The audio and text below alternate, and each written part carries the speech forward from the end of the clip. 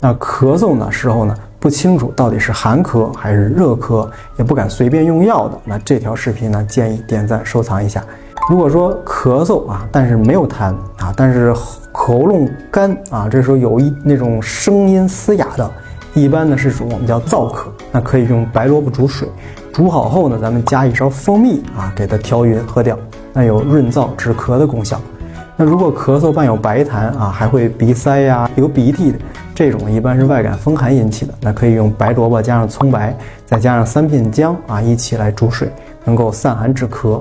那如果是咳嗽伴有咳黄痰的话，那这种呢多半是外感风热了啊，或者说是这种风寒遇久化热引起的。那咱们可以用白萝卜呢加上川贝煮水，能够清热润肺、化痰止咳。